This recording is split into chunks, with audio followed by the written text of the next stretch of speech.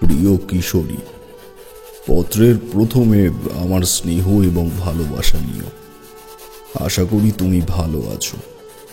বিভূতির নতুন কর্মক্ষেত্রের ঠিকানা আমার জানা নেই, তাই শুধু তোমার কাছে এই চিঠিটি পাঠালাম। তবে এটিকে তোমরা দুজনের উদ্দেশ্যে লেখা একটি তার হিসেবে বাকি অংশটুকু পড়বে, এটাই আশা রাখব। মাস দুয়েক তোমরা দুজন কর্মব্যস্ততার কারণে আমার বাড়িতে আসতে পারোনি, ফলে আমিও খুব শূন্যতা বোধ করছিলাম। সে কারণেই আজ দিন 25 হলো আমি রামজয়পুর আমার গ্রামের বাড়িতে এসেছি। এখন জ্বরে আমার শরীর অবসন্ন। হয়তো হস্তাক্ষর দেখেই আমার শারীরিক পরিস্থিতি নাচ করতে পারবে। তবে তোমাদের উদ্দেশ্যে এই পত্রকে এক প্রকার আমন্ত্রণ মনে করতে পারো। এখানে শুধুমাত্র এইটুকু বলবো, তার সাথে আমার আবার দেখা হয়েছিল, যে কারণে আমার এই ভোগান্তি। আমার অনুমান তোমাদের সাথে এই ঘটনার তাৎপর্য বিশ্লেষণ না করা পর্যন্ত আমার মন সুস্থ হবে না, আর মনের অসুস্থতা কাটলেই শরীরের দিকে নজর দেওয়া সম্ভব। তাই বৃদ্ধ বন্ধুর আবদার রক্ষা করলে খুবই খুশি হব। ইতি তারানাথ চক্রবর্তী।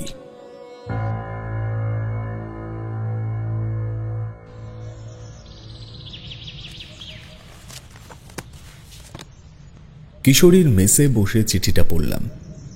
আজ অনেকদিন পর টানা 4 দিনের ছুটি নিয়ে ভদ্রক থেকে কলকাতায় ফিরেছি। কিশোরীকেও নিজের ঠিকানা দিয়ে যাওয়ার সময় পায়নি, ফলে সেও আমায় এই চিঠির ব্যাপারে অবগত করতে পারেনি। তবে তারানাথের দিব্যদৃষ্টি আছে কিনা জানি না, এই চিঠি আসার দিন 3 মধ্যেই আমি কলকাতায় এলাম। কিশোরী এটা আমায় পড়তে দিয়ে সিগারেট কিনতে গেছিল। ফিরে এসে বলল, ভায়া কি বুঝলে, আজই বেরিয়ে পড়বে নাকি? চিঠি পড়ে যা বুঝলাম, আমাদের দেরি করা একদম ঠিক হবে না।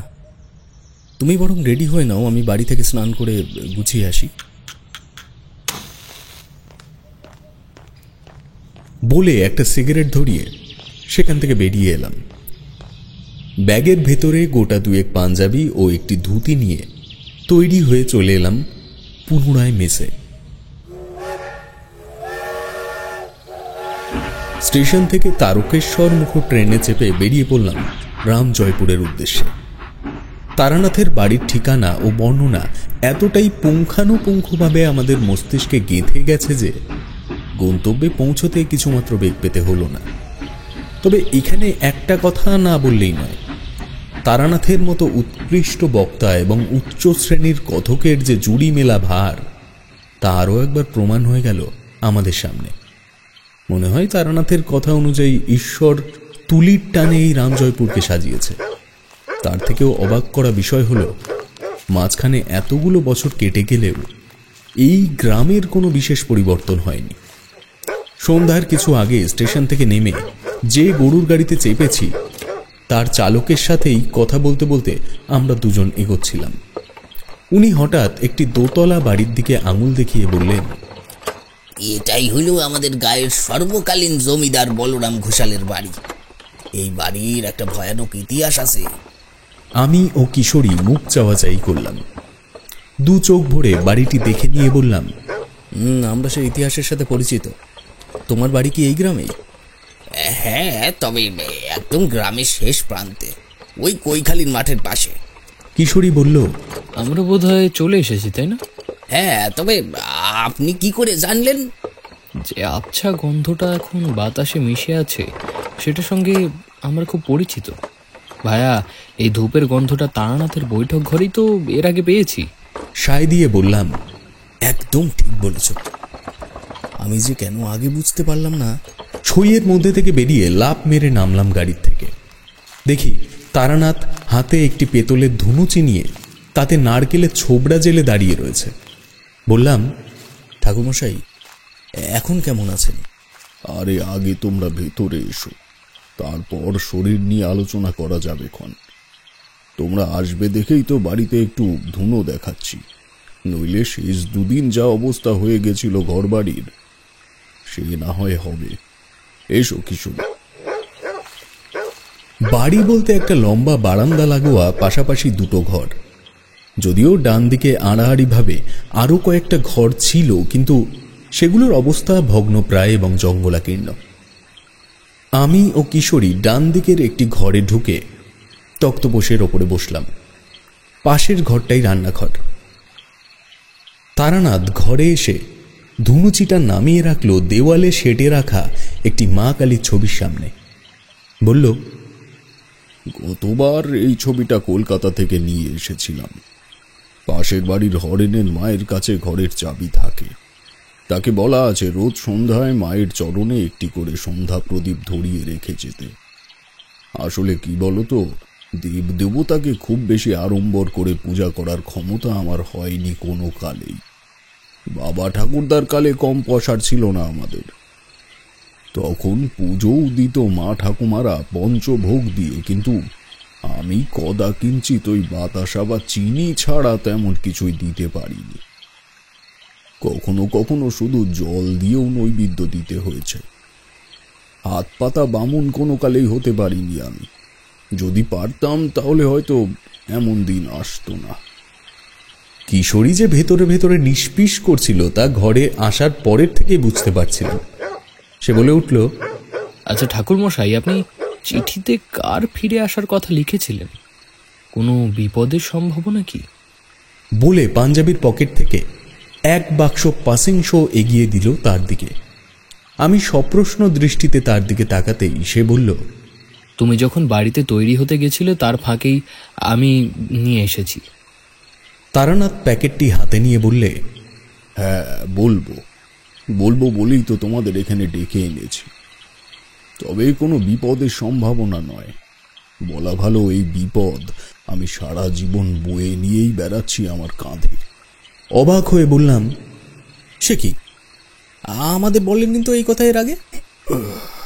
দাঁড়াও, আমি একটু চা করে নিয়ে আসি, তারপর সব বলছি। তারানাথ চা আনতে গেলে একটা বিচিত্র জিনিস শুনতে পেলাম।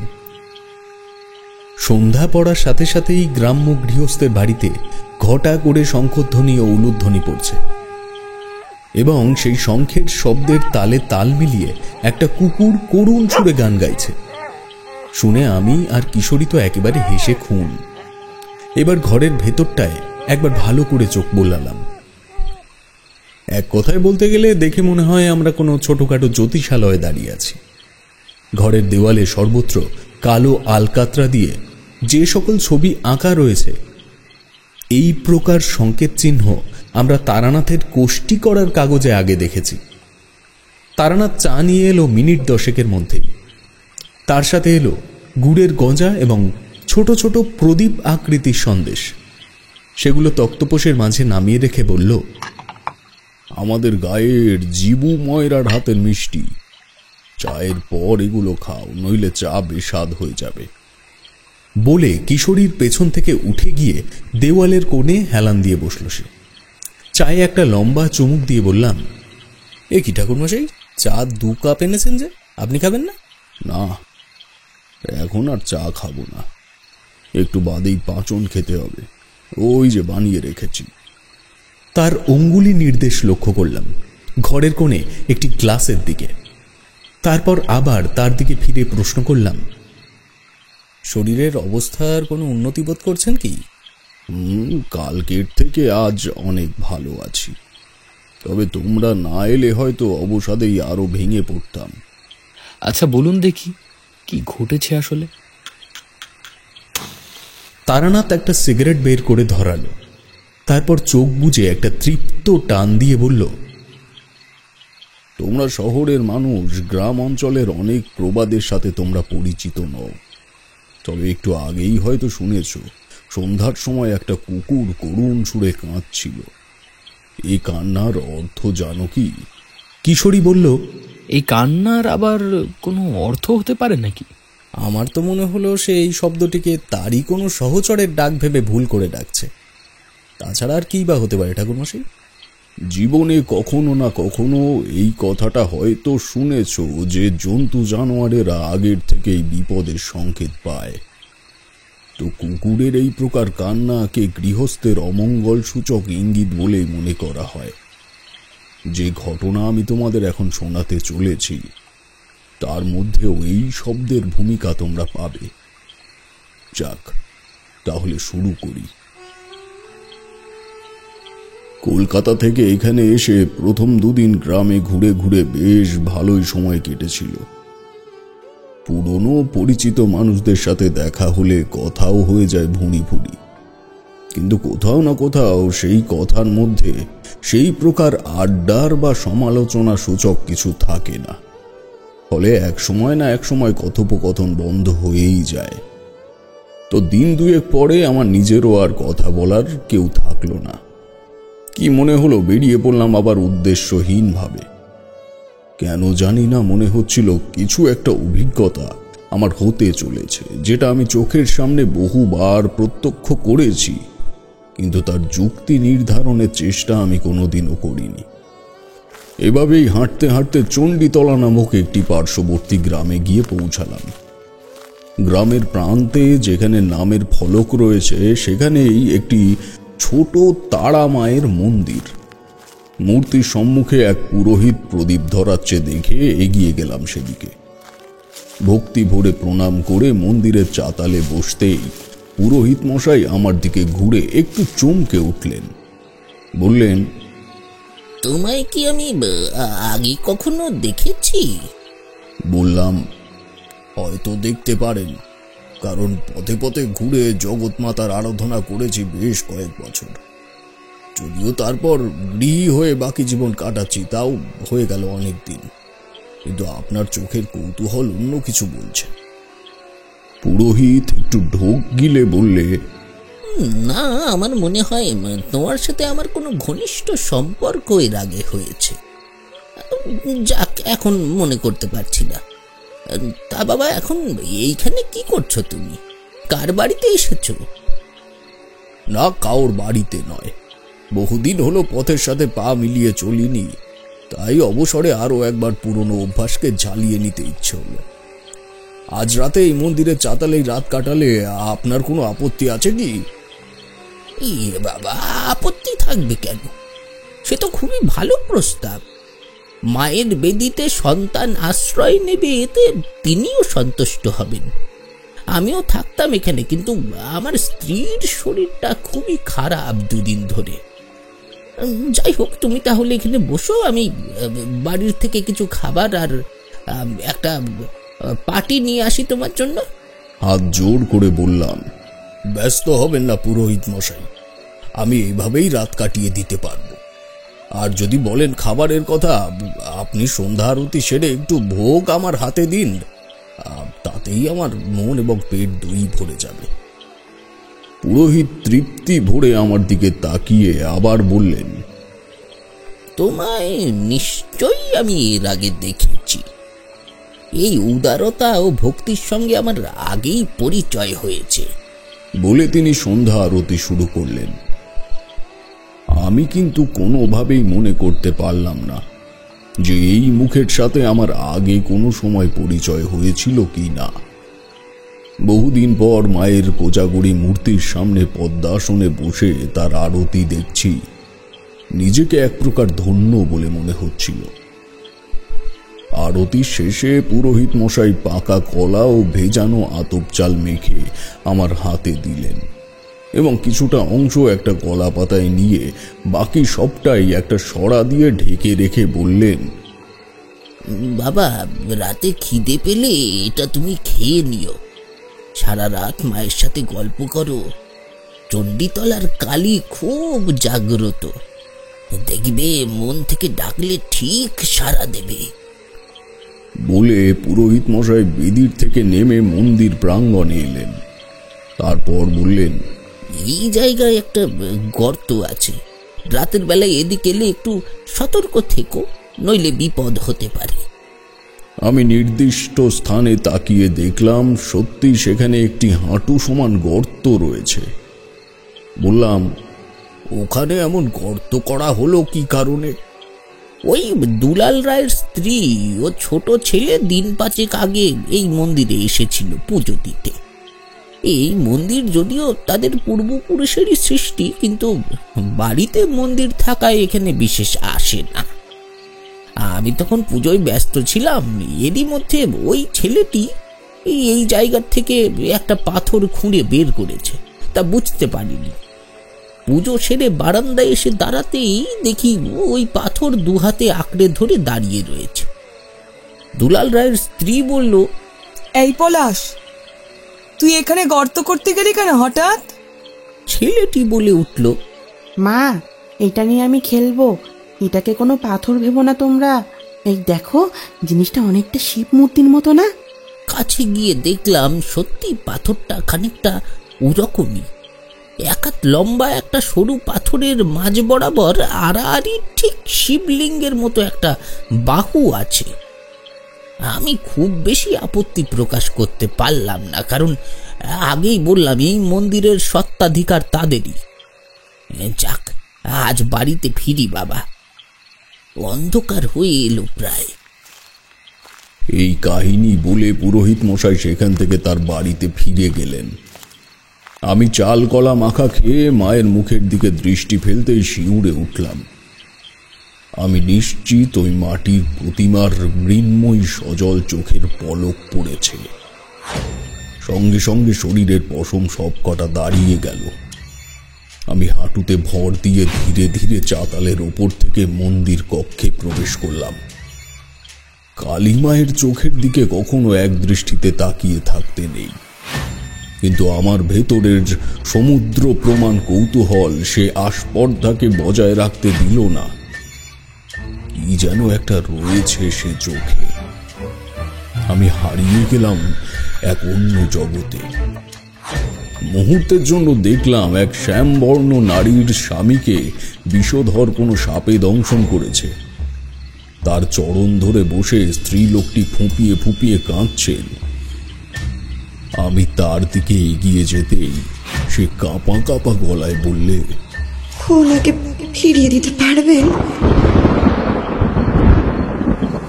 আমি কোনো উত্তর দিতে যাব এমন সময় এক প্রচণ্ড বাজের শব্দে আবার প্রকৃতিস্থ হলাম।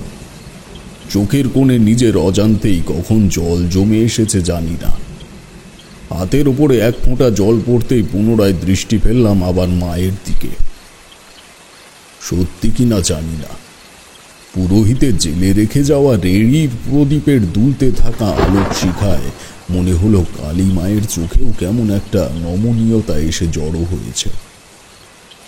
আমি চোখ বুজে কিছুক্ষণ মনের ভেতরে আসতে থাকা ঘটনাকে সাজানোর চেষ্টা করলাম। বুঝতে বাকি রইল না আমি পরোক্ষভাবে স্বয়ং মায়ের থেকে কি নির্দেশ পেয়েছি। যে শিলাখণ্ড এই মন্দির প্রাঙ্গণ থেকে তুলে নিয়ে যাওয়া হয়েছে তাতে মহাদেব বিরাজ করছেন। সেই কারণেই আমার অচৈতন্য দৃশ্যপটে ওই স্ত্রীলোক তার স্বামীকে ফিরিয়ে দেওয়ার কথা আমায় বললেন। ঈশ্বরের এমন মায়াজাল আমি আগেও দেখেছি। কৈখালির মাঠে স্বয়ং কালভৈরব আমায় দেখা দিয়ে এমন স্বপ্ন রাজ্যে আরও একবার পাঠিয়েছিলেন। আমি মনস্থির করে নিলাম যে কাল সকাল হতেই আমি দুলাল রায়ের বাড়িতে যাব। বাইরে ইতিমধ্যেই বৃষ্টি শুরু হয়েছে। আমি মন্দিরের দরজাটা ঠেলে দিয়ে জ্বলন্ত প্রদীপের দিকে তাকিয়ে চুপ করে বসে রইলাম। জাগ্রত মায়ের মূর্তির সামনে সারা রাতটা কেটে গেল স্বপ্নের মতো। পরদিন ভোর নাগাদ বাইরে বেরিয়ে দেখি মন্দির প্রাঙ্গণে হাঁটু সমান জল জমে গেছে। আমি মায়ের মূর্তির সামনে ষষ্ঠাঙ্গে একটা প্রণাম করে বেরিয়ে পড়লাম আমার গন্তব্যের উদ্দেশ্যে। দুলাল রায়ের বাড়ি খুঁজে পেতে কোনো অসুবিধা হলো না। গায়ের কাদা জমা মেঠো রাস্তায় অতি সাবধানে কয়েক পা হাঁটতেই দেখা হয়ে গেল এক মাঝবয়সী লোকের সাথে। হাতে ঘুনি নিয়ে ব্যস্ত হয়ে ওই রাস্তা ধরেই আসছিল। তাকে জিজ্ঞেস করলাম, বলছিলাম দুলাল রায়ের বাড়িটা ঠিক কত দূর বলতে পারবেন? এই রাস্তা ধরে গিয়ে একদম শেষ প্রান্তের বাড়িটাই ওনার, কিন্তু তার তো বেজায় অসুখ। কাল রাতের থেকে ডাক্তার বদ্যি তো কম যেতে দেখলাম না। এখন কি ওঝা ডেকে পাঠালো নাকি? আপনার ভুল হচ্ছে মহাশয়, আমি কোনো ওঝা নই, কেবল একজন সাধারণ মানুষ। আমার কথায় লোকটি কি ভাবলো জানি না, আবার ব্যস্ত হয়ে যেমনভাবে এসেছিল ঠিক তেমনি আমায় পাশ কাটিয়ে চলে গেল। আমি সন্তর্পণে পা চালিয়ে পৌঁছালাম উল্লেখিত বাড়ির সামনে। নবাবী আমলের পেল্লায় 3 মহলা বাড়ি। এমন বাড়ি মুর্শিদাবাদে আমি কম দেখিনি, কিন্তু সে বাড়ির কোনো অংশে সংস্কার বা যত্নের ছাপ নেই। আরও একটা জিনিস আমার চোখে পড়ল, নিচের তলায় টানা বারান্দার সামনে মোটা মোটা যে 6টি থামের উপরে গোটা বাড়িটি দাঁড়িয়ে আছে, তার প্রতিটির খাঁজে যে খুব সম্প্রতি পায়রার দল থাকত তার প্রমাণ স্পষ্ট। আমি বাড়ির দিকে পা বাড়াতেই সম্মুখের প্রাঙ্গণে শুয়ে থাকা একটি কুকুর চমকে উঠে আমার দিকে স্থির হয়ে চেয়ে রইল। পরক্ষণেই আকাশের পানে চেয়ে করুণ সুরে কাঁদতে শুরু করল সে। বুঝতে বাকি রইল না, খুব খারাপ কিছু এই বাড়িতে ঘটতে চলেছে।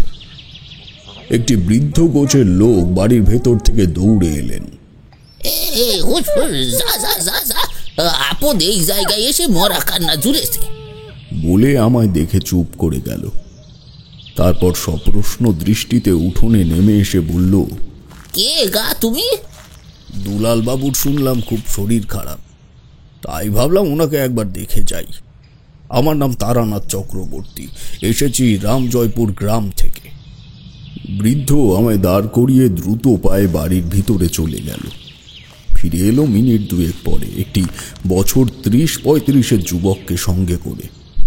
সে আমায় প্রণাম করে বললে, আগে দিনু কাকার মুখে শুনলাম আপনি ব্রাহ্মণ, তার ঠাকুরমশাই আপনি আমার বাবাকে চেনেন নাকি?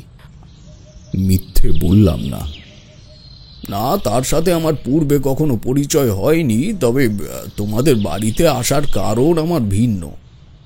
জানি না এই পরিস্থিতিতে কথাটা বলা ঠিক হবে কি না, তবে যদি আপত্তি না থাকে আমি গিন্নিমায়ের সাথে একটিবার কথা বলতে চাই। এই মায়ের সাথে? এই কেন বলুন তো? আচ্ছা আচ্ছা, বেশ বেশ বেশ, আপনি আসুন, আমি মাকে ডেকে আনছি। বলে সে আমায় বারান্দার এক প্রান্তে একটি কাঠের চেয়ারে বসিয়ে আবার বাড়ির ভিতরে চলে গেল। গিন্নিমা এসে আমায় প্রণাম করে বললে, ঠাকুর মশাই, আমায় ডেকে পাঠিয়েছিলেন? হ্যাঁ মা, একটি বিশেষ দরকারে তোমায় ডেকে পাঠালাম। তোমার ছোট ছেলে যে পাথরের অংশটি তুলে এনেছিল ওই চণ্ডীতলার মন্দিরের প্রাঙ্গণ থেকে, তা ফিরিয়ে নিয়ে যেতে আমি এসেছি। ওটি ঈশ্বরের স্বরূপ। সেই বস্তুকে বাস্তব ভিটেতে যখন তখন নিয়ে আসাটা মোটেই বাড়ির জন্য মঙ্গলজনক নয়। গিন্নিমা বিস্ফারিত দৃষ্টিতে আমার দিকে চেয়ে থেকে বললে, ওটি ঈশ্বরের স্বরূপ? ঠাকুরমশাই, পলাশ পড়াশোনায় একদম মন দিচ্ছিল না ওটিকে নিয়ে আসার পর থেকে। ওই কারণেই তোর বাবা ওই পাথরের টুকরোটিকে ভেঙে 2 টুকরো করে ফেলেছে। আর আমি তো সেই খণ্ড দুটো পেছনে ডোবার জলে ছুঁড়ে ফেলেছি। কথাগুলি শুনে আমার মাথায় আকাশ ভেঙে পড়ল। বললাম, কোথায় সেই ডোবা? আমায় একবার নিয়ে যেতে পারো সেখানে? ইতিমধ্যে দুলাল রায়ের বড় ছেলে এসে দাঁড়িয়েছে তার মায়ের পেছনে। সে ব্যস্ত হয়ে বললে, আসুন ঠাকুরমশাই, আমি নিয়ে যাচ্ছি আপনাকে। তার সঙ্গে সেই বিশাল বাড়ির পেছনের অংশে এলাম। তারপর কিছুটা হাঁটু সমান জঙ্গলাকীর্ণ জায়গা পেরিয়ে যে জলাশয়ের সামনে এলাম, সেটিকে ডোবা না বলে পুকুর বললেই ভালো হয়। কচুরিপানা ও শ্যাওলায় আবৃত জলের সামনে দাঁড়িয়ে ওম নমঃ শিবায় মন্ত্রে ঈশ্বরের কাছে গোটা রায়বাড়ির তরফ থেকে ক্ষমা ভিক্ষা চেয়ে আবার ফিরে এলাম বাড়ির সম্মুখের বারান্দায়। গিন্নিমা সেখানেই দাঁড়িয়েছিলেন। বললাম, অনেক বড় বিপদকে আমন্ত্রণ করা হয়েছে মা। মহাদেব সহজে তার রোষ দৃষ্টি মানবকুলের উপরে নিক্ষেপ করেন না, কারণ তার তেজস্ক্রিয়তা সহ্য করার মতো ক্ষমতা আমাদের নেই। কিন্তু সেই প্রস্তর খণ্ডে তার অবয়ব পর্যন্ত বর্তমান ছিল, তা দেখতে পেয়েও তুমি কিছুই বুঝতে পারোনি। গিন্নিমা কাঁপা কাঁপা গলায় বললে, অপরাধ নেবেন না ঠাকুরমশাই, আমি একবারের জন্য এইরকম কিছু সম্ভাবনার আজ পাইনি। পলাশ ওই পাথর খণ্ডটিতে মহাদেবের উপস্থিতি আছে বলে দাবি করেছিল ঠিকই, কিন্তু আমি একটি বারের জন্য ওর ওই শিশুসুলভ মানসিকতার বহিঃপ্রকাশ ছাড়া সেটিকে আর অন্য কিছু মনে করিনি। ঠাকুরমশাই, এবার আমি কি করব? আপনি আমাদের রক্ষা করুন। আমি ঈশ্বরের আরাধ্য হয়েই জীবন কাটাতে চাই ঠাকুরমশাই। তারা আমাদের ওপরে ক্ষিপ্ত হয়ে উঠলে সেটা মোটেই আমাদের দুই সন্তানের ভবিষ্যতের জন্য শুভ হবে না। আমাদের রক্ষা করুন ঠাকুরমশাই। এদিকে বাড়ির যা অবস্থা, এখন এমনিতেই। তাহলে কি ঠাকুরমশাই এই কারণেই ওদের বাবাদের এই অবস্থা? আমি একবার ওনাকে দেখলে বিষয়টায় নিশ্চিত মতামত রাখতে পারবো। আমার কথা শুনে দুলাল রায়ের স্ত্রী বিনা বাক্য ব্যয়ে আমাকে বাড়ির ভেতরে নিয়ে গেলেন। ছেলেটিও আসলো আমাদের পেছন পেছন। তার নাম জীবন রায় এবং পিতার তেজারতি ব্যবসায় তার উৎসাহ প্রচুর। এই কথা জানতে পারলাম রায় মশাইয়ের ঘরে পৌঁছনোর আগ মুহূর্ত পর্যন্ত। অবশেষে যখন 6টা সিঁড়ির বাঁক পেরিয়ে 3 তলার ওপরে নির্দিষ্ট ঘরটির সামনে এলাম, তখনই স্পষ্ট অনুভব করলাম ব্যাপারটা। মনে হলো আমার খুব কাছে, বলা ভালো হাত 10 মধ্যেই কিছু একটা এমন রয়েছে যা বহির্জাগতিক, যা পার্থিব সৃষ্টির উপাদান নয়। ঘরের ভেতরে প্রবেশ করতেই সেই অনুমান একেবারে মিলে গেল। দেখলাম একটি বছর 10 ছেলে হাতে একটি সর্প শাবক নিয়ে বিছানায় শুয়ে আছে। দুলাল রায়ের দিকে তার দৃষ্টি স্থির। আমার পাশের থেকে রায়বাবুর বড় ছেলে বলে উঠল, এ পলাশ, তুই হাতেও কি ধরে আছিস? তৎক্ষণাৎ ছেলেটি সরীসৃপটিকে হাতের মুঠোয় পাকিয়ে ধরে সম্মুখের খুলে রাখা জানলার থেকে ছুঁড়ে বাইরে ফেলে দিল। তারপর বলল, দাদা, এটা সাপটা এই বাবাকে কামড়াতে যাচ্ছিল, তাই বলে তুই খালি হাতে একটা সাপকে এভাবে ধরবি? দেখ ভাই, এখন এমন করে আর বিপদ ডেকে আনিস না। এমনি বাড়ির অবস্থা খুবই খারাপ। ছোট ছেলেটি আর কোনো কথা বলল না। চুপ করে আমার পাশের থেকে গিয়ে ঝুল বারান্দায় কাঠের রেলিং ধরে দাঁড়িয়ে রইল। এই বালকের মাধ্যমে যে মহাদেব তার অস্তিত্বের প্রমাণ দিতে পারছেন, তা কিন্তু কোনো মতেই স্বাভাবিক ব্যাপার নয়। তোমরা হয়তো শুনেছ কোনো কোনো ধর্মীয় অনুষ্ঠানে বা পুজোর সময় ঈশ্বরের আরতি বা অধিবাস চলাকালীন কখনো কখনো কিছু নির্দিষ্ট মানুষের ওপরে ভর করে সেই দেব বা দেবী স্থানীয় গ্রামবাসীদের সঙ্গে কিছু মুহূর্তের জন্য কথোপকথন পর্যন্ত করে যায়। যাদের উপরে এই রকম অস্তিত্বের আবির্ভাব ঘটে, তারা কিন্তু কোনো মতেই তোমার আমার মতো স্বাভাবিক মানুষ নন। তারাই জাতিস্বর। আগের জন্মে হয় কোনো উচ্চমার্গের পুরোহিত কিংবা তান্ত্রিক ছিল, অথবা এমন কোনো পুণ্যবান মানুষ যার পুণ্যের আদলে কয়েক ঘর দিন দরিদ্র বা বিপদগ্রস্ত মানুষের উপকার হয়েছে। যাক, এই বিশ্লেষণ আর বড় করব না, কাহিনীতে ফিরে আসা যাক। আমি বাচ্চা ছেলেটির দিকে একবার তাকিয়ে ঘরের ভেতরে এলাম। রায়মশাই কথাবার্তা শুনে বিস্ফারিত চোখে চেয়েছিলেন আমার দিকে। ওনার মুখ দেখেই বোঝা যায় উনি আর বেশি দিন বাঁচবেন না। আমি অন্তত বেশ ভালো বুঝতে পারলাম ব্যাপারটা। মৃত্যুর পূর্বে চোখের নিচে ও নাকের ডগায় এক প্রকার লক্ষণ ফুটে ওঠে। সেটা কি আমায় জিজ্ঞেস করো না, কারণ এই সকল বিদ্যা প্রচার করায় গুরুর নিষেধ আছে। যাক, আমি রায়মশাইয়ের মাথার কাছে বসে প্রশ্ন করলাম, এখন কেমন বোধ করছেন রায়মশাই? দুর্বল কণ্ঠে উত্তর এলো, আপনাকে তো আমার নাম তারানাথ চক্রবর্তী। এক কথায় এই বাড়ির মানুষকে বিপদের সম্ভাবনা থেকে দূরে সরানোর জন্যই এসেছিলাম, কিন্তু আপনার দ্বারা সেই কলমশ কর্ম ইতিমধ্যেই ঘটে গেছে রায়মশাই।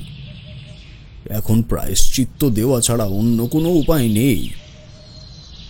অসুস্থ মানুষটিকে উদ্দীপ্ত করার ইচ্ছে আমার ছিল না, কিন্তু তাৎপর্য বোঝাতে গেলে একটু কথা আমায় বলতেই হতো। দুলাল রায় বালিশের শেষ প্রান্তে মাথা তুলে বললে, আমি তো নিজের অজান্তে কোনো কাজ করি না, তবে কিভাবে কি হলো? আপনি আপনার কনিষ্ঠ পুত্রের নিয়ে আসা যে পাথর খণ্ডটিকে ভেঙে টুকরো টুকরো করেছেন, তার মধ্যে স্বয়ং মহাদেবের অস্তিত্ব বিরাজিত ছিল। নিজের অজান্তে এই কাজ করলে এমনটা হওয়ার কথা নয়। যদি কিছু না মনে করেন, আপনাকে একটা প্রশ্ন করতে পারি? দুলাল রায় সম্মতিসূচক মাথা নাড়লেন। বললাম, আপনি এই প্রকার কোনো পাথর মূর্তির ব্যাপারে কি আগের থেকেই জানতেন?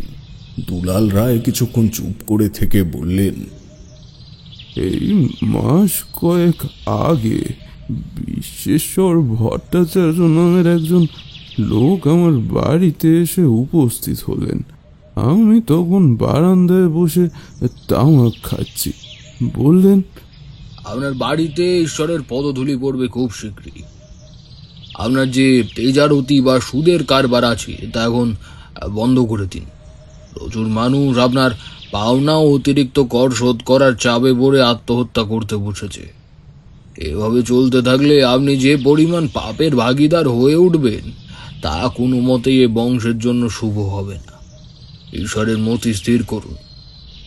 এই অভিশাপ পুরনো ব্যবসা বন্ধ করে সৎপথে ফিরে আসুন। দুপুরে খাওয়া দাওয়া করে তামাক নিয়ে বসেছি, এমন সময় একজন আগন্তুকের মুখে এই কথা শুনলে কোনো মতেই তার প্রতি প্রীতি জন্মায় না। বললাম, এই কে আপনি? এসব ভুলভাল আলাপ জমিয়ে কি হাসিল করতে চাইছেন বলুন তো?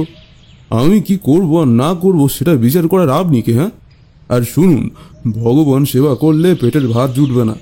এর জন্যই তো আপনার মতো ব্রাহ্মণ মানুষ পথে পথে ঘুরে বেড়ায়।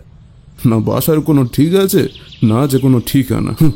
যান যান, ধর্মকর্ম করার বয়স হলে তখন ভেবে দেখব, এখন আসতে পারেন। লোকটি চলে গেল। কেউ যাওয়ার সময় বলে গেল, ধন্যবাদ গৃহস্বামী, তবে অনুরোধ রইল শিব পুরাণটি পারলে একবার পড়বেন। এটুকু বলে দুলাল রায় চুপ করলেন।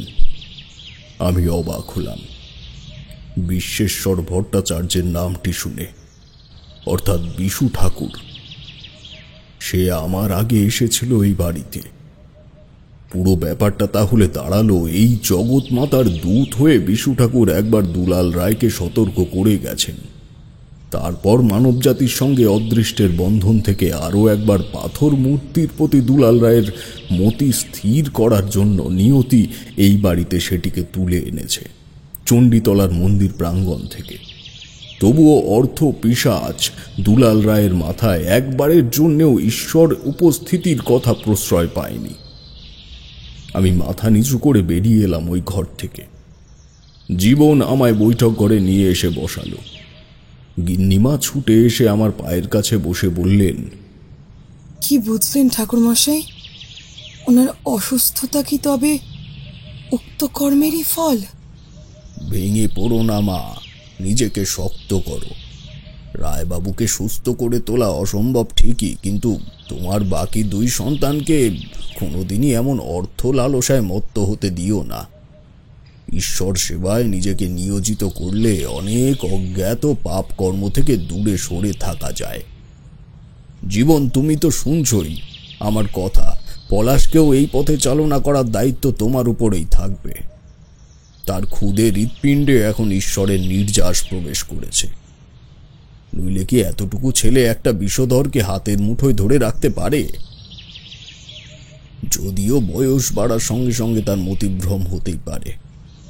একটা অনুরোধ তোমাদের কাছে আছে, রাখবে কি? গিন্নিমা ফুঁপিয়ে কেঁদে উঠলেন। বললেন, আপনি যা বলবেন আমরা তাই করব ঠাকুরমশাই। কেবল কেবল ওনাকে ফিরিয়ে দিতে পারবেন তো? এই কথাটি শুনে আমার শরীর আবার কাঁটা দিয়ে উঠল। মনে পড়ে গেল মায়ের মূর্তির সামনে বসে যে মায়াজাল আমি দেখেছিলাম, তাতেও সেই স্ত্রীলোক আমায় দেখে এই কথাটাই বলেছিল। আমি নিজেকে সংযত করে বললাম, যত তাড়াতাড়ি সম্ভব ওই ডোবার জল সেচ করে পাথরের টুকরোগুলি খুঁজে বের করার চেষ্টা করো। আমার মনে হয় যদি সেই বিগ্রহ পুনরায় যথাস্থানে ফিরিয়ে গিয়ে রেখে আসা যায় তাহলে কোনো কিছুর পরিবর্তন হতে পারে। তবে এটা সম্পূর্ণই আমার অনুমান, কোনো নিশ্চিত সমাধানসূচক বাণী নয়। বলে আমি এই বাড়ির থেকে বেরিয়ে এলাম। মনে মনে ঠিক করলাম একটিবার মন্দিরের পুরোহিত মশাইয়ের বাড়িতে যাব। শিব পুরাণ সম্পর্কে স্পষ্ট ধারণা আমার তখন ছিল না, কিন্তু এখনো যে আমার জন্য এমন আকস্মিক চমক অপেক্ষা করছিল তা কে জানত। সারা গ্রামের লোকের কাছের থেকে এমন একটা কথা জানতে পেলাম যা আমি একবারের জন্যও ভাবতে পারিনি। হয়তো গিন্নিমায়ের কাছে যদি জানতে চাইতাম সেখানেই আমি কিংকর্তব্য বিমূঢ় হয়ে বসে রইতাম। এটুকু বলে তারানাথ থামল। কিশোরী অস্থির হয়ে জিজ্ঞেস করল, কি হলো ঠাকুরমশাই, থামলেন কেন? এমন কি জানতে পেরেছিলেন আপনি হঠাৎ করে? তারানাথ একটা সিগারেট ধরিয়ে বলল, বাইরের থেকে জুতো জোড়াগুলো তুলে এনে ঘরের ভেতরে রাখো, আকাশে বেজায় মেঘ হয়েছে। এমন সময় আকাশের গুরুগম্ভীর গর্জনে যেন নিমেষের মধ্যে বাস্তব পৃথিবীতে ফিরে এলাম। তারানাথ পরিচিত হাসি হেসে আবার তামাক সেবনে মনোনিবেশ করল। আমিও কিশোরী বাইরে গিয়ে জুতো জোড়াগুলো তুলে এনে ঘরের কোণে রেখে আবার তক্তপোষে এসে বসলাম। এতক্ষণ পরে ঘিয়ে ভাজা গজার সুমিষ্ঠ গন্ধ নাকে যেতেই পেটের ভেতরটা যেন মোচড় দিয়ে উঠল।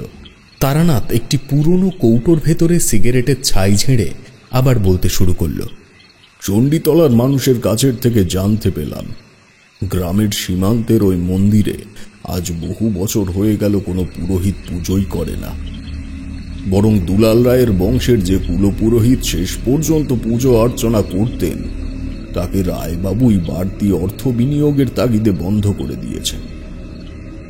মাঝে মাঝে গিন্নিমা গিয়ে ওখানে পুজো দিয়ে আসেন, তাছাড়া গ্রামের মানুষ প্রতিনিয়ত সেখানে সন্ধ্যা বাতি দেয়। আমি দুশ্চিন্তায় জর্জরিত হয়ে কাঠের পুতুলের মতো ফিরে এলাম আবার মন্দির প্রাঙ্গণে। বিকেল গড়িয়ে গেল। গুটি কয়েক বৃদ্ধা এসে সন্ধ্যাবেলায় বার প্রদীপ দিয়ে রেখে গেলেন মায়ের চরণের সামনে। তাদের মধ্যে একজনকে জিজ্ঞেস করলাম, কাল আপনারা প্রদীপ দিতে আসেননি? তিনি উত্তর দিলেন, না বাবা, বিকেলে ওই একটু পাশের গ্রামে হরিনাম সংকীর্তন শুনতে গেছলুম। বিকেলে ফিরতি পথে সে কি তুমুল বৃষ্টি, তাই আর আসা হয়নি গো। আমি আর কোনো কথা বললাম না। জড়বস্তুর মতো চুপ করে গেলাম মন্দিরের দেওয়ালে হেলান দিয়ে। মনে মনে চিন্তা করলাম, আমার সাথে তাহলে এই অঞ্চলে প্রবেশের মুহূর্ত থেকেই ইন্দ্রজাল চলেছে। এই কারণেই ওই বৃদ্ধ বারবার বলছিলেন আমাকে উনি চেনেন, কিন্তু কিভাবে? এমন সময় যা এদিকে যা, এমন একটা শব্দ শুনে সজাগ হয়ে বসলাম। কানে ভেসে এলো অজস্র পায়ের সম্মিলিত ছোটাছুটির শব্দ। পরক্ষণেই মন্দিরের পেছন দিক থেকে ছুটে ছুটে জমে থাকা জলের ওপর থেকে রাস্তার দিকে দৌড়ে যেতে লাগলো ছোট ছোট শুয়োরের ছানা। বিদ্যুতের মতো চোখের সামনে ভেসে উঠল সেই শুয়োর পালকের মুখখানা, যাকে আমি কৈখালির মাঠে দেখেছিলাম। অর্থাৎ মহাদেবের সব থেকে ভয়ঙ্কর রূপ স্বয়ং কাল ভৈরব সেদিন আমায় দেখা দিয়েছেন। আমার পঞ্চ ইন্দ্রিয় সেই মুহূর্তে অন্তিম পর্যায় পর্যন্ত সজাগ ও স্থির। ঠিক তখনই বৃষ্টি পূর্বের বিক্ষিপ্ত হাওয়ার সঙ্গে কানে ভেসে এলো কয়েকটি অস্পষ্ট কথা। নিজের পুণ্যের আদলে আরো কয়েক ঘর বিপদগ্রস্ত মানুষকে রক্ষা করতে হবে তোমায়। আয়ুষ্মান বাবা।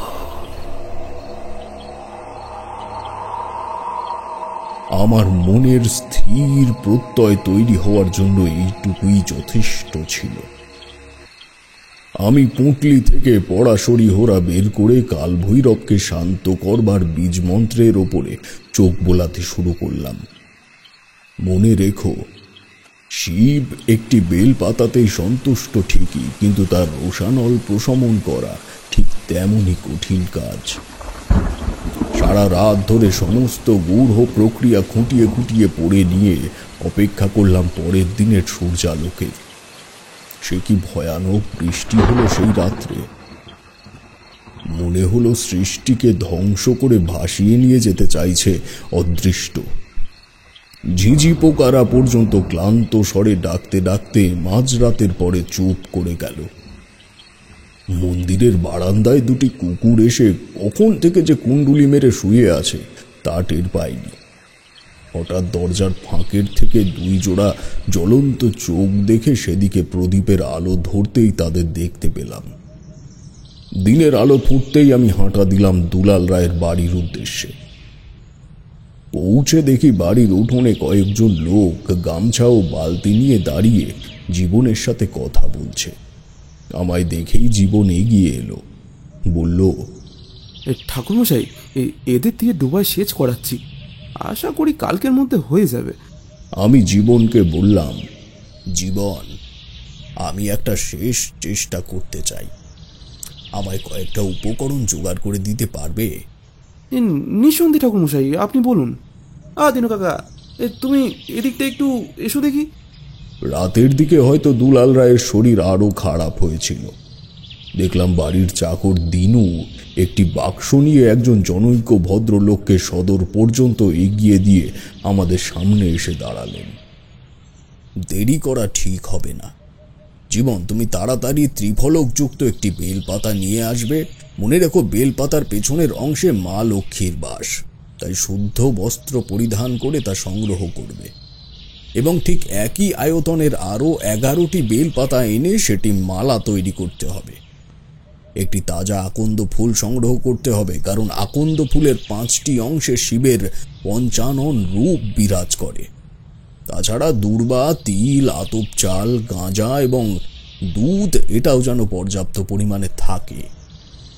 আজ সূর্যাস্তের পর আমি ওই ডোবার এক অংশে মহাদেবের যন্ত্র অর্পণ করে পূজায় বসব। দেখা যাক দুলাল বাবুকে ফিরিয়ে আনতে পারি কিনা। জীবন ব্যাকুল হয়ে বলল, ধন্যবাদ ঠাকুরমশাই, আমি জানতাম আপনি অবশ্যই একটা আশার আলো দেখাবেন। আমি পুঙ্খানুপুঙ্খভাবে আপনার প্রয়োজনীয় সামগ্রী জোগাড়ের বন্দোবস্ত করছি এক্ষুনি। বলে সে ব্যস্ত হয়ে সেখান থেকে চলে গেল। আমি গিন্নিমাকে ডেকে স্নানাদি সেরে পুজোর কাজকর্মে হাত লাগাতে বলে চণ্ডীতলা বাজারে গেলাম। সেখান থেকে একটা রামাবলী ও ধুতি কিনে ফিরে এলাম আবার মন্দিরে। দুপুরে সে বস্ত্র মা কালীর সামনে রেখে ভক্তিপূর্বক আতপ চাল ও কলার ভোগ দিয়ে সন্ধ্যা পর্যন্ত আরাধনা করলাম। সন্ধ্যার পর গঙ্গা শুদ্ধি হয়ে শ্বেত ধুতি ও রামাবলী গায়ে পেঁচিয়ে তৈরি হয়ে বেরিয়ে পড়লাম। পুটলির মধ্যে মায়ের পুজোর দুটো জবা নিয়ে পৌঁছালাম দুলাল রায়ের বাড়ির পেছনের সেই ডোবার পাড়ে। দেখলাম সেচের ফলে জলের গভীরতা কিছুমাত্র কমেছে। জীবন, দিনু এবং গিন্নিমা সেখানেই ছিল। দেখলাম বেশ খানিকটা জায়গা পরিষ্কার করে এক ঢিপি ঝুড়ো মাটি জোগাড় করে রেখেছে বেদি করবার জন্য। আমি ডোবার দিকে মুখ করে পদ্মাসনে বসে জল ও মাটি দিয়ে কাদা তৈরি করে বেদি বানালাম। বেদির পাদদেশে অর্পণ করলাম মায়ের পুজোর জবা ফুল দুটো। তারপর পইতে প্রণাম করে সেখানে অঙ্কন করলাম মহাদেবের যন্ত্রচিত্র। জীবন ও দিনু প্রয়োজনীয় সামগ্রী সমস্ত আমার হাতের কাছে এগিয়ে দিল। ঠিক বেদির মাঝখানে ত্রিফলকযুক্ত বেলপাতা রেখে সেটিকে কেন্দ্র করে 11 পাতার মালাটি বসালাম। আকন্দ ফুলটি কপালে ছুঁয়ে ওই মাঝের বেলপাতাটির উপরে রাখতেই সামনে জলাশয়ের মধ্যে কোনো ভারী জিনিস পড়ার মতো শব্দ হলো। প্রত্যেকে আমার দিকে সপ্রশ্ন দৃষ্টিতে চাইল। বললাম, আপনারা আমার পেছনে বসে পড়ুন। আশুতোষের তাণ্ডব লীলা শুরু হলে ভয় পেয়ে যেতে পারেন। সবাই তাই করল। দুধের মধ্যে তিল ঢেলে দিয়ে বোম শঙ্কর ধ্বনিতে ঈশ্বরের দৃষ্টি আকর্ষণের চেষ্টা করলাম। কলকেতে গাঁজা পুড়ে কর্পূর দগ্ধ প্রদীপের পাশে রেখে উঠে দাঁড়ালাম। তারপর ঘটি থেকে তিল মিশ্রিত দুধ আকন্দ ফুলের ওপরে ঢালতে ঢালতে শুরু করলাম মন্ত্রপাঠ। মহাদেবায়া ধীমহি তন্নো রুদ্রং প্রচোদয়াৎ উর্বারুকমিব বন্ধনে মহামৃতম ওম তৎপুরুষায় নির্মলে মহাদেবায় ধীমায় তন্নো রুদ্র প্রচোদয়াৎ ওম ওম তন্নো রুদ্রায়। মন্ত্র উচ্চারণ যত এগুলো তত শুরু হলো সামনের জলাশয়ের মধ্যে এক অতি জাগতিক তাণ্ডব। মহাকালের এই তাণ্ডব দেখার ইচ্ছে থাকলে তা বর্জন করাই শ্রেয়। আশপাশের বনস্পতি যেন এক অপ্রত্যাশিত কাল বৈশাখী ঝড়ে উপড়ে এসে পড়ছে ওই ডোবার জলের ভেতরে। চোখের ইশারায় দুধের পাত্রগুলো আরো কাছে এগিয়ে দিতে বললাম জীবনকে। বুঝতে পারছিলাম এই রোষ শীর্ষ ঠান্ডা করতে গেলে যে পরিমাণ দুগ্ধ ও গঙ্গাবাড়ির প্রয়োজন তা এখানে উপস্থিত নেই। মাথার উপরে কোথার থেকে এতগুলো নীল নক্ষত্র জড়ো হলো লক্ষ্য করিনি। তবে অন্য সকল তারা ভরা আকাশের থেকে আজকের আকাশের রং একটু বেশি নীলাভ। বুঝতে বাকি রইল না নীলকণ্ঠের মর্তে আগমন হতে চলেছে। এদিকে দুধের শেষ পাত্র হাতে তুলেছি তখন বেদির মাটি গলে গিয়ে ধুয়ে যাচ্ছে তার কাদা তরল রাশির সাথে। হঠাৎ কি হলো জানি না, দুধের গটি হাতে নিয়ে তার সমস্তটা ঢেলে দিলাম ওই ডোবার জলে। ইতিমধ্যেই আবার সেই অজস্র পায়ের ছোটাছুটির শব্দ কানে এসে বাড়ি খেল। চিৎকার করে বাকিদের উদ্দেশ্যে বললাম, গিন্নিমা আপনারা সকলে উঠে দাঁড়ান, পারলে বাড়ির দেওয়ালের ওদিকে চলে যান এক্ষুনি। একই সঙ্গে এক করুণ আর্তনাদের শব্দ এলো রায়বাড়ির তেতলার ঘর থেকে। বললাম, ঘাবড়াবেন না, ওনার ঘরে এখন কেউ প্রবেশ করবে না, সেখানে এখন সাধারণ মানুষের প্রবেশাধিকার নেই। এরই মধ্যে যে পুকুর পার অজস্র শুয়োর শাবকে ভরে গেছে তা আমি লক্ষ্য করিনি। পুজোয় বসে যে প্রদীপ জ্বেলেছিলাম তা আলোর পরিধি যত দূর পর্যন্ত যাচ্ছে তাতে দেখলাম ওই বরাহ শাবকদের প্রত্যেকের দৃষ্টি পাথরের মতো আটকে গেছে ডোবার জলের দিকে। ইতিমধ্যে জীবন আমার পাশে এগিয়ে এসে বলল, ঠাকুরমশাই এসব কি? আর ডোবার জল আবার এত বেড়ে উঠলো কি করে? কি উত্তর দেব বুঝতে পারলাম না, কেবল চুপ করে সেদিকে চেয়ে রইলাম। দেখলাম সত্য ডোবার জল আবার কানায় কানায় ভরে উঠেছে এবং তাতে ঢেউ সৃষ্টি হচ্ছে অস্থির নদীর জোয়ারের মতো। দুলাল রায়ের আর্তনাদ মাখা কণ্ঠ হাওয়ার সাথে মুচড়ে এসে কানে বাড়ি মারছে নিরন্তর। এমন সময় প্রকৃতির রঙে কিভাবে এত অযাচিত নীলচে আলোক আভা মিশে গেল বলতে পারবো না। শুক্লা পক্ষের জ্যোৎস্নার মতো সমস্ত কিছু ঝকঝকে হয়ে উঠল চোখের সামনে। হঠাৎ ডোবার জল উপচে উঠে ঠিক তার মধ্যদেশ থেকে মাথা তুলল এক বিরাট পাথরের শিবলিঙ্গ। তৎক্ষণাৎ জলের তীরে দাঁড়িয়ে থাকা শুয়োরগুলো এদিক ওদিক দিয়ে ঝাঁপিয়ে পড়ল ডোবার ভেতরে। তেতলার ঘরের থেকে দুলাল রায়ের ভক্তিপূর্বক স্তবক কানে এসে বাড়ি খেল, জয় বোম শঙ্কর বোম ভোলে, জয় বোম শঙ্কর বোম ভোলে। জীবনের দিকে তাকিয়ে দেখলাম ওর চোখ দুটি কেবল এখন জীবিত আছে, শরীরে রক্ত চলাচল বোধ হয় স্তব্ধ। বললাম, জল সেচ থামিয়ে দিও না জীবন, এখানেই প্রতিষ্ঠিত হবে রায়বাড়ির শিব মন্দির।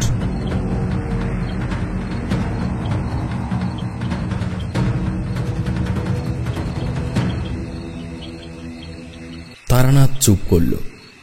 আমাদের শরীরের একটা পশম এখন আর স্বাভাবিক অবস্থায় নেই। তারানাথ উঠে গিয়ে তার পাঁচন খেয়ে এসে আবার যথাস্থানে বসে বলল, আমার গোটা শরীর তখন ভিজে একদম চুপচুপে হয়ে গেছে। গিন্নিমা আমার পা ধুইয়ে দিয়ে আমায় বাড়িতে প্রবেশ করতে বললেন।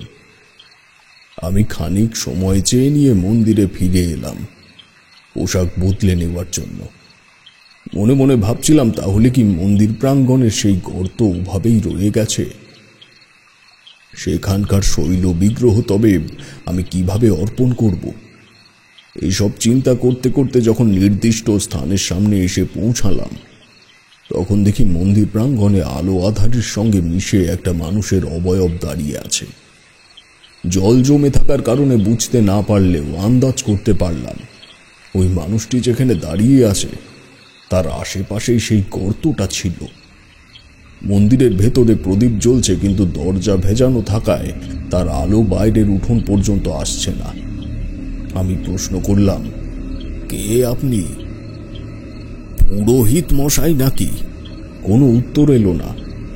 আমি এক পা দুপা করে মন্দিরের বারান্দায় উঠে উঠোনের দিকে ফিরে ভেজানো দরজাটা হালকা খুলতেই দেখতে পেলাম আমার বাল্যের পরিচিত সেই ব্যক্তি আমার দিকে শান্ত দৃষ্টিতে চেয়ে রয়েছে।